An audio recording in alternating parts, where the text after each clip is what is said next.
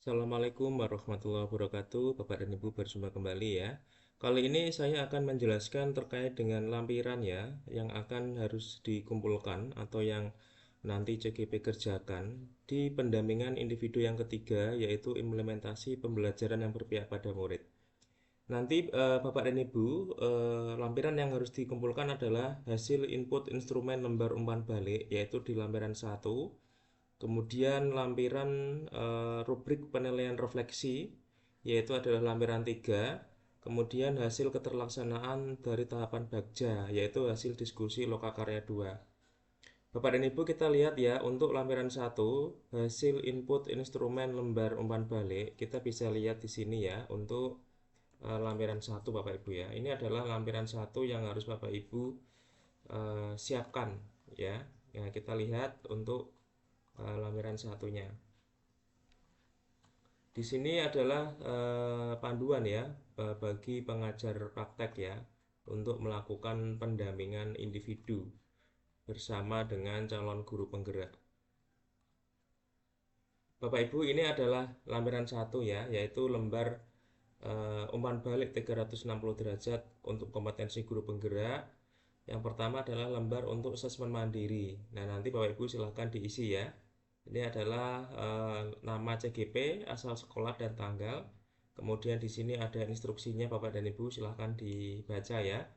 Kemudian di sini adalah pertanyaan ya. Pertanyaan yang nanti Bapak Ibu diharapkan bisa menjawab ya untuk mengevaluasi diri sendiri ya, kategori pengembangan diri dan orang lain. Kemudian mengembangkan kompetensi warga sekolah untuk meningkatkan kualitas pembelajaran, kemudian berpartisipasi aktif dalam jejaring organisasi yang relevan dengan kepemimpinan sekolah. Bapak Ibu silakan dijawab dengan jujur ya, antara nilai 1, 2, 3, atau 4. Kemudian menunjukkan kematangan spiritual, moral, dan emosi untuk berperilaku sesuai dengan kode etik. Kemudian kategori kepembelajaran ya, kategori kepemimpinan pembelajaran. Yang pertama adalah memimpin upaya pengembangan lingkungan belajar yang berpusat pada murid. Dan yang kedua memimpin perencanaan dan pelaksanaan proses pembelajaran yang berpusat pada murid. Kemudian memimpin refleksi dan perbaikan kualitas pembelajaran ya yang berpusat pada murid. Kemudian melibatkan orang tua wali murid sebagai pendamping dan sumber belajar di sekolah. Kemudian kategori kepemimpinan manajemen sekolah mengembangkan dan mewujudkan visi sekolah yang berorientasi pada murid, memimpin dan mengelola program sekolah yang berdampak pada murid. Kemudian di sini kategori kepemimpinan pengembangan sekolah ada memimpin program pengembangan sekolah untuk mengoptimalkan proses belajar murid dan mendukung kebutuhan masyarakat sekitar yang relevan. Kemudian melibatkan orang tua atau wali murid dan masyarakat dalam pengembangan sekolah. Bapak Ibu, itu adalah 60 pertanyaan yang harus Bapak Ibu jawab ya untuk refleksi diri ya sebagai syarat pendampingan individu yang ketiga. Dokumen itu harus Bapak Ibu siapkan. Kemudian berikutnya Bapak dan Ibu, di pendampingan individu yang ketiga ya, selain lampiran 1 tadi ya, yaitu Bapak dan Ibu harus juga menyampaikan lembar umpan balik lampiran yang ketiga. Ya, lampiran yang ketiga. Ini kita akan lihat untuk lampiran yang ketiga Bapak dan Ibu.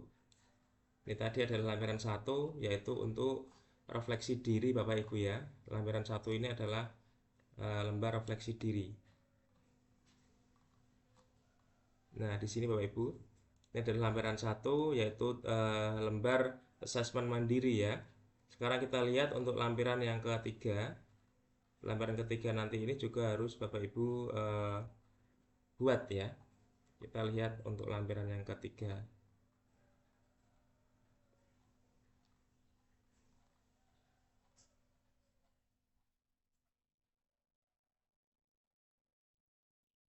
Lampiran yang ketiga bentuknya seperti ini Bapak Ibu ya. Ini karena Bapak Ibu ya, ini adalah lampiran ketiga rubrik penilaian kebermanaan refleksi. Bapak Ibu ya, silahkan nanti diisi ya, nama CGP-nya siapa, kemudian nama fasilitator dan pengajar prakteknya sekolah CGP.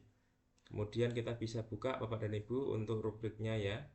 Nah, di sini ada rubrik kebermanaan refleksi Bapak Ibu ya.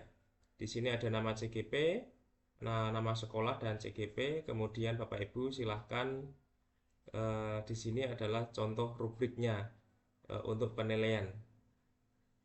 Jadi rubrik kebermanaan refleksi ini diisi oleh pengajar praktek Bapak Ibu ya. Jadi silahkan pengajar praktek diperhatikan betul ya, karena di sini adalah dasar ya untuk menilai refleksi CGP. Nah, silahkan Bapak dan Ibu refleksi ini dibuat dengan baik khususnya CGP ya, karena ini nanti menjadi penilaian ya bagi pengajar praktek. Kemudian Bapak dan Ibu selain lampiran ke-1 dan ke-3 tadi ya, kita juga harus memperhatikan ya untuk lampiran 2. Ya, di sini juga ada lampiran 2 yang nanti harus Bapak Ibu persiapkan.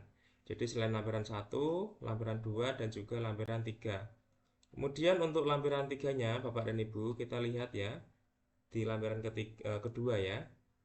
Lampiran keduanya adalah sama ya terkait dengan survei 360 derajat ya Bapak dan Ibu. Nah, kita akan lihat untuk lampiran yang kedua. Bapak dan Ibu, ini adalah lampiran kedua, lembar refleksi hasil umpan balik kompetensi guru penggerak. Silahkan Bapak dan Ibu diisi ya. Ini nanti biar nanti Bapak dan Ibu bisa mendapatkan penilaian dari pengajar praktek ya maupun fasilitator. Nah, Bapak dan Ibu silahkan. Jadi itu adalah 3 lampiran ya. Lampiran 1 terkait dengan hasil assessment ya 360 derajat. Kemudian lampiran 2 adalah lampiran refleksi. Lampiran 3 adalah untuk penilaian Bapak Ibu ya, rubrik penilaian kebermanaan refleksi.